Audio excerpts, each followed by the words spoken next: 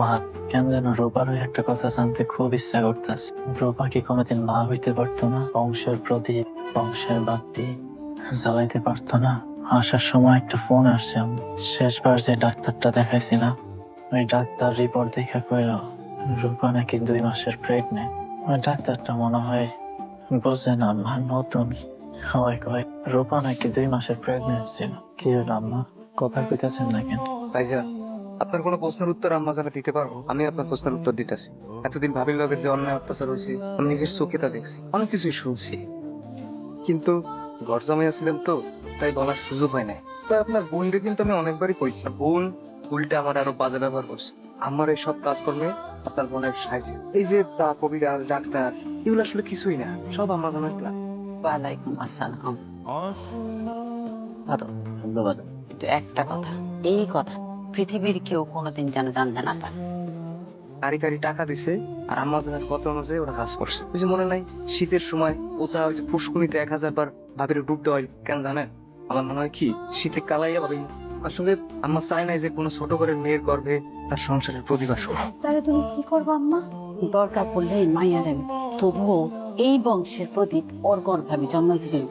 এই বাড়িতে কোনো প্রদীপ চলবে না আম্মা, আর যদি চলে তা জ্বালামো আলো। এই কারণেই আম্মা জান ভাবির লোক এরকম করছে। আজকে আপনারা সব সত্যিটা কই দিলাম, এখন আপনি যেটা ভালো মনে করেন।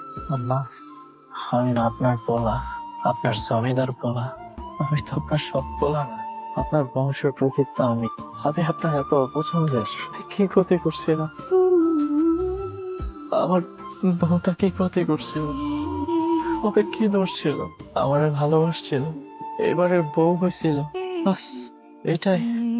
বাবা যদি ভুল করে থাকে, ও যদি ভালোবাসা থাকে, আপনার বংশরে ভালোবাসছে, আপনার পোলারে ভালোবাসছে, অন্য কাউরে তো ভালোবাসে না। আমার এটাকে কত কষ্ট দিচ্ছেন আপনি।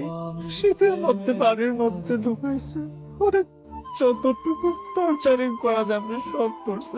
আরে পাগল মায়াটা বোকার মতো এই সংসারটারে, এই জমিদার বাড়ির মুখ উজ্জ্বল করার জন্য এত কষ্ট সহ্য করছে। খালি আপনার মুখে একটু হাসি ফুটানোর জন্য, একটা বারের জন্য আমার কোনো কথা বলে নাই যে ওর উপরে এত টর্চারিং চলতেছে। আপনার এত মানতো, আমি আপনার সামনে কোনোদিন উঁচু গলায় কথা বলি নাই। আমি আপনার এত মানতাম, শেষমেশ আপনি আমার ভালোবাসার মানুষ, আমার সন্তান দুনিয়ার মুখ দেখার আগে আপনি তোরা দুইজনকে মেরে ফেলায় না। বাজার, আমি যা করছি সব ভালো চিন্তা করে করছি। তোরা আমরা কেউই চিন্তা করি নাই তোর মাইয়াটা এভাবে মরে যাবে। এখন কি করবো? মাইয়াটা মরে গেছে, তখন মন খারাপ করে এত চিন্তা করে লাভ নাই।